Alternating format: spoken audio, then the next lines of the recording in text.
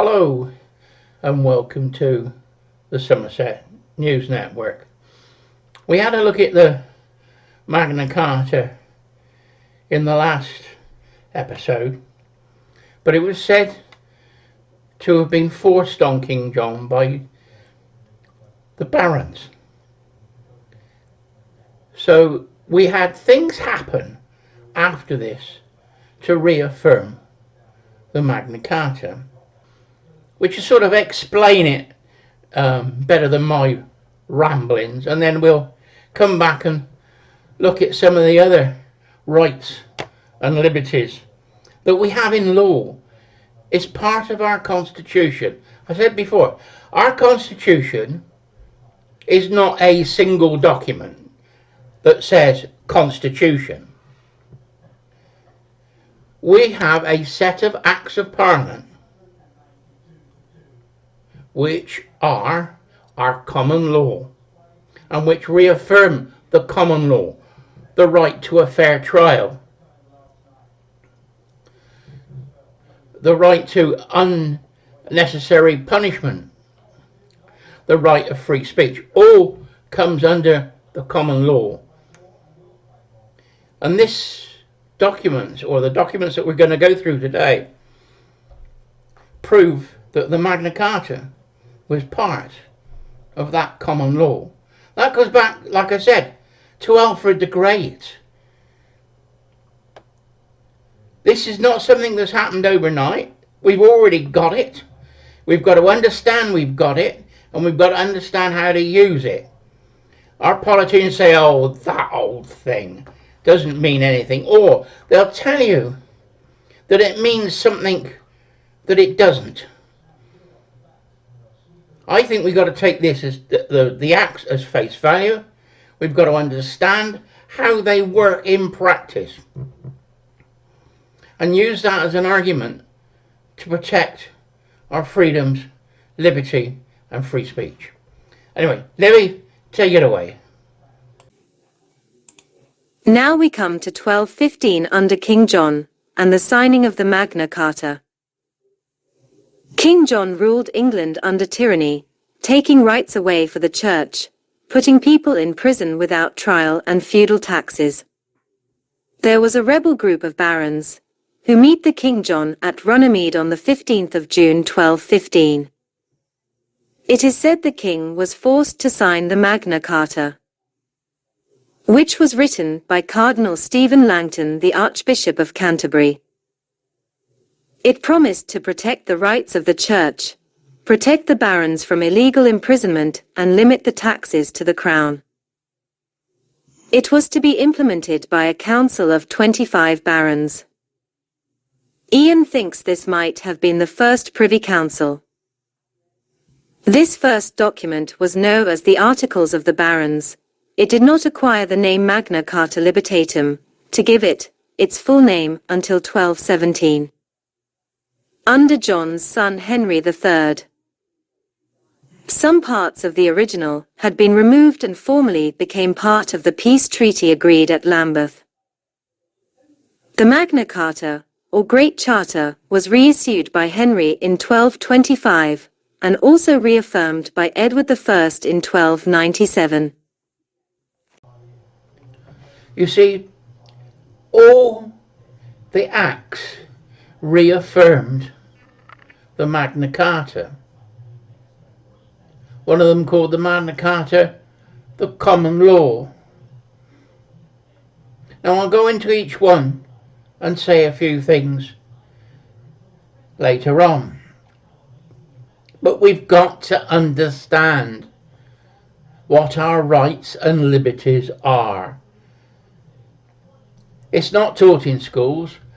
Lawyers don't even know it. You know, let's go through one at a time. Edward I. 1297 Confirmation of the Charters. Edward, by the grace of God, King of England, Lord of Ireland, and Duke of Guyenne, all those present letters shall hear or see, greeting.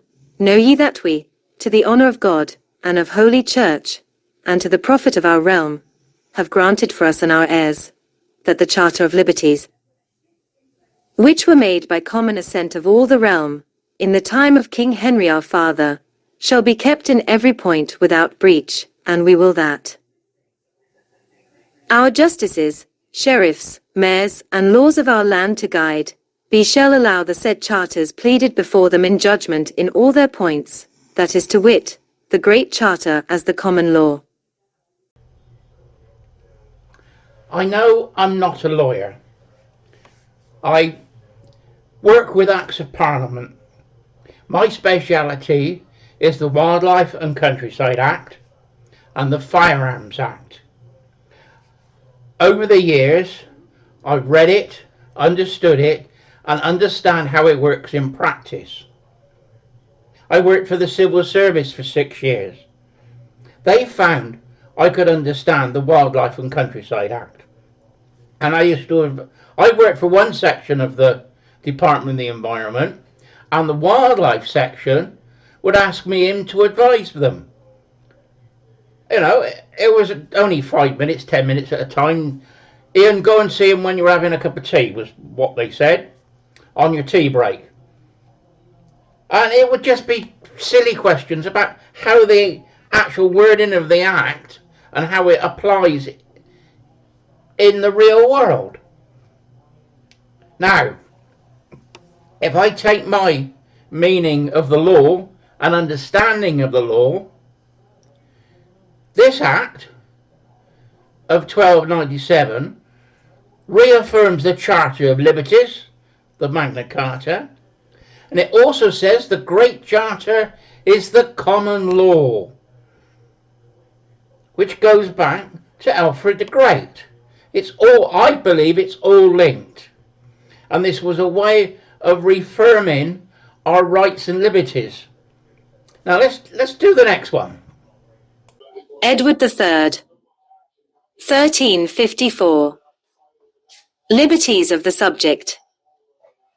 Chapter 3. None shall be condemned without due process of law. Item, that no man of what estate or condition that he be, shall be put out of land or tenement, nor taken, nor imprisoned, nor disinherited, nor put to death, without being brought in answer by due process of law. My understanding of this Act is that this is where the phrase due process of law comes from. I'm also told it's what started the legal profession off. Now these are all tied together. These are all part of our common law right and our Constitution. Why are we not told this at school? Why do we have to find out in little bits of information on the internet? You know, how many lawyers out there understand that the phrase due process of law, they know what it means because they use it, is from 1354. Be interested to know. If you're a lawyer and you know it, tell me. If you don't know it and you didn't know it was 1354, also put a comment down below. Anyway, let's get on with the next one. Henry IV, 1405. Liberties, Charters and Statutes confirmed. Chapter 1. Liberties, Charters and Statutes confirmed. Peace shall be kept, and justice done. First, that Holy Church have all her liberties and franchises, and that all the lords spiritual and temporal, and all the cities, boroughs, and towns franchised, have and enjoy all their liberties and franchises, which they have of the grant of the king's progenitors, and of the confirmation and grant of our king that now is, and that the Great Charter, and all the ordinances and statutes made in the time of our Lord the King, and in the time of his progenitors, not repealed, be firmly holden and kept, and duly executed in all points, and that the peace within the realm be holden and kept. so that all the kings, liege people, and subjects may from henceforth safely and peaceably go, come, and abide, according to the laws and usages of the same realm, and that good justice, and even right be done to every person, saving to the same our Lord the King his regality and prerogative. See, the 1405 Act says that it's got to be evenly administered to all equally. Look at today. You've got run rule for one, run for the other. You've got two-tier policing system. You know, somebody should bring up this act and say, look, we have the right. You should be evenly handed to all citizens. It's simple stuff. It's not rocket science. Anyway, let's get on with the next one. Henry VI, 1423. Confirmation of Liberties. Chapter 1. Liberties confirmed. First, that Holy Church, and all the Lords spiritual and temporal, and all other the King's people, having liberties and franchises, and also the cities and boroughs shall have and enjoy all their liberties and franchises well used, and not repealed nor by the common law repealable. Now I think this is interesting. It's obviously a translation from the Latin that it was written in into English, but it says laws that are not repealable. But then it goes on to say, nor by the common law repealable. Now, my take on that is that the government cannot repeal the common law. It's going back to the Magna Carta, our rights and liberties. The Parliament and the government cannot repeal it. That's my way of reading it. But I had a chat with a lawyer about this one day, and he said, no, it says repealed, so it can be. And I said, well, no, it says common law, nor common law repealable. So I think that means that the common law cannot be repealed. And he thought about it, he looked at me and said, you might be right. Anyway, yeah, you know, mix all these together and it's all laid out. Due process of law, evenly handed, you know, it's all there. Common law not repealable, you know, and it's all on the statute book. It's all Acts of Parliament still in force. Why aren't we using it? Why aren't we saying, well, here we are. Look at this. I just fluffed my lines just there. I've edited it out and I'm starting again. All these are Acts of Parliament. They're all current. I just don't understand why we don't know about it. I am trying to inform you, to let you understand, and hopefully somebody will watch this and say, that guy's got a point.